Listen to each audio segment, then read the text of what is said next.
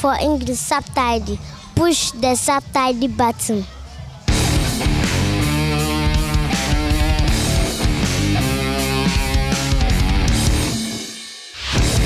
Hallo zu einer neuen Reptil-TV-Folge.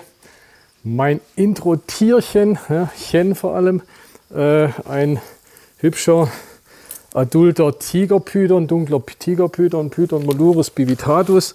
An sich ein Klassiker der Terraristik.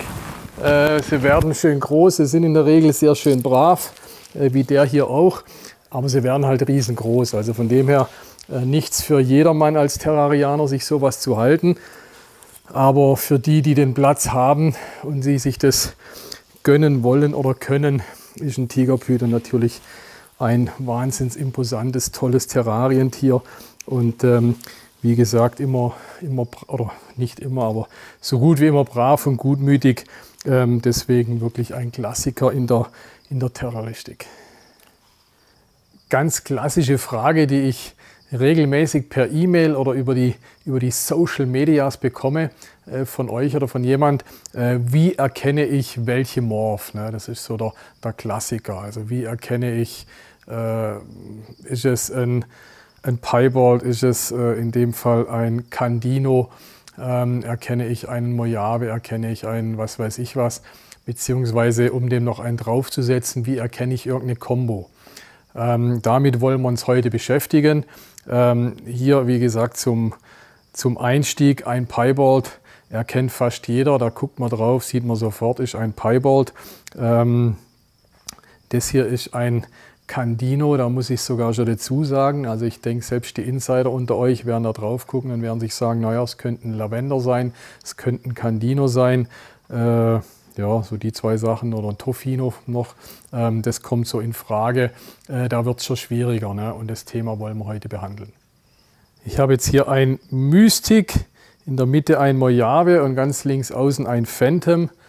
Ihr seht, die sind sich alle recht ähnlich, beziehungsweise der Mojave in der Mitte ist jetzt bestimmt nicht der schönste seiner Zunft. Der Phantom hier ganz links ist ein außergewöhnlich schöner Phantom. Der Mystic hier ist ja, ein ganz normaler Mystic, würde ich sagen. Da geht es schon los. Ne? Um der ganzen Sache oder um ein langes Ding kurz zu machen, ich würde sagen, man kann eine Morph so fast nicht erkennen, ne? Wenn man die Elterntiere nicht kennt oder anhand von Fotos. Es gibt natürlich einige Sachen, die wir auch vorher gesehen haben, so ein Albino, so ein Piebald.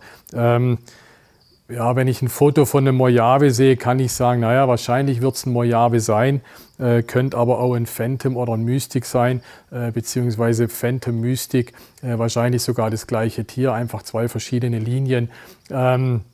Von dem her ist die Sache völlig kompliziert, zum da was anhand vom Foto sagen. Ne?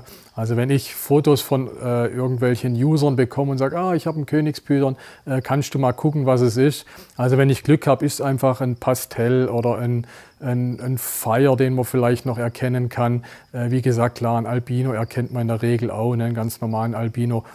Beim Lavender beziehungsweise Candino, wie wir es vorher gesehen haben, wird es schon schwierig. Die sehen eigentlich so gut wie gleich aus. Ist dann fast nicht mehr auseinanderzuhalten. Noch schwieriger wird die ganze Sache, wenn ich irgendwelche Kombos habe. Ne? Wenn ich selbst eine Zweifach-Kombo, so ein Bumblebee erkennt man noch oder ein Spider als Single Morph, by the way, lässt sich eigentlich auch noch relativ gut erkennen. Bumblebee erkenne ich vielleicht noch.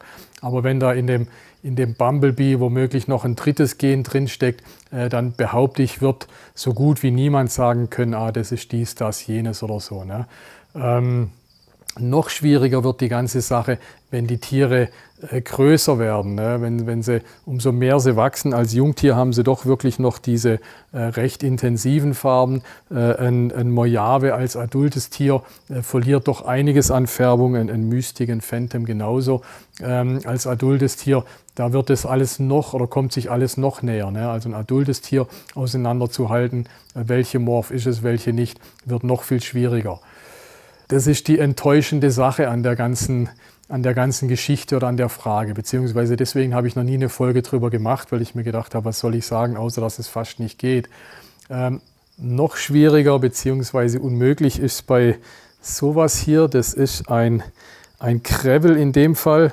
Wenn mir den jetzt jemand zeigen würde, dann könnte ich sagen, naja, es könnte ein Gravel, es könnte ein Yellow Belly sein, aber was von beidem völlig unmöglich zu sagen. Ne? Eins von beidem kann man, oder dass da in diesen Yellow Belly Gravel Komplex oder Highway Komplex reingehört, das kann man vielleicht noch sagen, aber mehr auch nicht. Ja?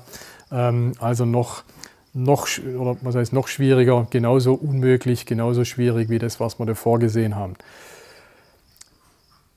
Die gute Nachricht noch, das, was ich jetzt gesagt habe, das ist so auf Insider-Niveau sozusagen. Ne? Also beim Insider ist die Grenze irgendwo zu sagen, ist das ein Gravel, ist das ein Yellow Belly. Ein Einsteiger, der wird wahrscheinlich, oder für den wird das Tier aussehen wie ein Königspython, der wird nicht einmal den Gravel oder den Yellow Belly rausschauen können. Das ist was, wo jeder lernen kann. Selbst dafür gibt es aber auch keine Erklärung, sondern das ist was, was sich in eurem Hirn abspielt. Euer Gehirn speichert Bilder ab. Ne? Wenn ihr Langschlangen habt, 5 oder 10 Jahre oder noch länger, dann wisst ihr, wie ein Klassik-Königpython aussieht. Ja? Den könnt ihr, wenn ihr den seht ihr sofort, aha, das ist ein Klassik oder mag meinetwegen hetero sein oder was auch immer, aber er hat die klassische Farbe. Wenn sich dieses Bild völlig verankert hat bei euch, dann merkt ihr sofort, aha, der sieht nicht ganz nach Klassik aus, der hat zum einen ein bisschen intensivere Farben und hat eben diesen gesprenkelten Bauch, ne? Aber auch ein bisschen andere Farbe, ein bisschen andere Zeichnung. Also euer Gehirn tut die Bilder abgleichen, das Bild, was ihr seht, mit dem gespeicherten Bild eines Klassik-Königspythons.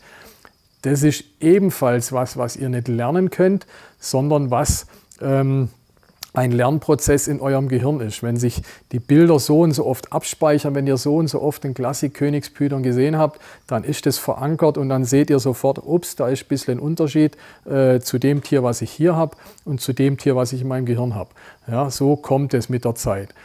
Ich kann mich erinnern, vor über 30 Jahren war ich in der Wilhelma Schlangen angucken. Die hatten oder haben heute noch, aber hatten auch damals schöne Riesenschlangen-Terrarien. Ich glaube, da war Tigerpython drin, Netzpython und womöglich auch noch eine Boa oder sowas. Und ich habe da reingeguckt, das sah für mich alles gleich aus. Ja? Also wenn ich mir jetzt heutzutage vorstelle, ich konnte wirklich einen Netzpython von einer Tigerpython nicht unterscheiden. Wenn ich das heutzutage sehe, sehe ich sofort, aha, Netzpython, Tigerpython. Damals sah das für mich alles fast gleich aus. Das waren lange Schlangen mit 3-4 Meter. Die hatten alle wegen so ein gezacktes Muster sozusagen. Ich konnte das nicht unterscheiden, die ersten, ja, sage ich mal, die ersten Monate in meiner Terrarianer-Laufbahn. Und ich glaube und schätze und behaupte, dass es so ziemlich jedem von euch so geht. Oder wenn ich bei mir im Geschäft, da haben wir große Tigerpythons im Eingangsbereich oder gemischt, eben Tigerpython, Netzpython. Da kommen auch manchmal Leute und sagen, oh, was ist das? Ist das ein Netzpython? Dann sage ich, nee, ist ein Tigerpython. Der nächste kommt, da liegt ein Netzpython und sagt, ah, was ist das? Ist das ein Boa? Nein, ist ein Netzpython. Nicht, weil die Leute irgendwie dämlich sind, sondern einfach, weil im Gehirn sich dieses Muster noch nicht abgespeichert hat. Ne? Und zu guter Letzt, wer denkt, ach, Blödsinn, passiert mir nicht, ihr müsst mal probieren, wenn die Farben weg sind. Zum einen, blödes Beispiel, aber bei Handtaschen oder bei Mode, ne, sieht man manchmal, also Netzpython sieht man relativ oft als, sei es jetzt echt oder geprägtes Muster bei Klamotten in Schwarz-Weiß. Da zu sagen, ah, das ist ein Netzpython, ist oft gar nicht so leicht. Oder wenn ich eben ein Boa oder Tigerpython oder sowas habe. Oder auch wenn ich eine Handtasche sehe. Manchmal muss ich echt überlegen, aus was für einem Leder ist diese Handtasche. Ne? Unabhängig davon, ob das gut oder schlecht ist. Ne? Lassen wir jetzt mal völlig wertlos, ob man so eine Handtasche braucht. Egal. Aber in dem Moment, wo das Leder gegerbt ist und das Tier nicht mehr seine natürlichen Farben hat, ist es schon unheimlich schwer zu erkennen, zu sagen, welche Schlange ist dieser Handtasche zum Opfer gefallen sozusagen. Ja? Das ist im Prinzip eine Steigerung von dem, was ich jetzt gerade alles erklärt habe.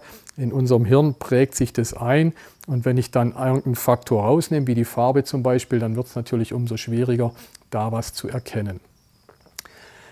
Das war jetzt alles viel Blabla, aber ich glaube, oder ich wollte das jetzt endlich mal beantworten. Also leider gibt es keine richtigen Tricks, um dies von jener zu unterscheiden. Der einzige Trick ist, ihr müsst viele Tiere sehen, immer wieder sehen, dann prägen sich euch Bilder ein und dann könnt ihr zumindest relativ einfache Sachen wie Spider, vielleicht ein Lesser Butter, ein Yellow Belly Gravel, natürlich ein Clown, ein Piebald, könnte ich jetzt ewig lang aufziehen, dann könnt ihr das zumindest unterscheiden voneinander. Um euch jetzt noch ein bisschen herauszufordern und passend zum Thema noch ein kleines Spiel für euch. Also ich habe hier zwei Natternhemden, ne, zwei Häutungen. Da könnt ihr mal schauen, die Nummer 1 und die Nummer 2. Ich glaube, die Nummer 1 ist deutlich leichter. Die Nummer 2 wird schon etwas schwerer. Ich tue es mal noch gleich wegen den weißen Karton habe ich dahinter, damit ihr es besser erkennen könnt. Hier die Nummer 2 muss ich mal vielleicht noch ein wenig glatter streichen, damit ihr es seht. Das sind eher so runde Zeichnungen. Hier haben wir mehr die Balken. Das ist jetzt das Ganze mal ohne Farbe. Ne? Man sieht letztendlich jetzt nur die Zeichnung vom Tier ohne Farbe. Ach so, by the way, das sind keine Königspythons, was ich hier zeige. Ich schweife jetzt gleich ein wenig davon ab, vom Thema Königspython. Also es geht allgemein um die Zeichnung. Das Ganze lösen wir in den Stories, Insta und YouTube. In den Stories lösen wir das auf. Was war, kommt die nächsten 7, 14 Tage, da sagen wir es dann dazu. Aber einfach mal hier drunter könnt ihr posten, eurer Meinung nach, was ist was. Sicherlich eine gute Hilfe, um diese ganzen Morphen zu lernen. Und wie gesagt, sich das im Gedächtnis einzuprägen, ist mein Python Regius Buch. Da ist wirklich vom Albino bis Yellow Belly, also von A bis, nicht ganz bis Z, aber zumindest bis Y, sind die alle drin, auch als Kombos. Da könnt ihr mal reinschauen oder nicht mal reinschauen, schaut da rein. Da könnt ihr euch die Bilder einprägen. Das hilft euch sicherlich weiter. Wenn auch, wie wir jetzt gerade gehört haben, es keine Methode gibt, dass ich wirklich jede Morph aus dem Kopf, aus dem Stegreif weiß. Das ist einfach unmöglich. Und wer noch mehr von uns sehen will, hier unser letztes Video könnt ihr euch anschauen.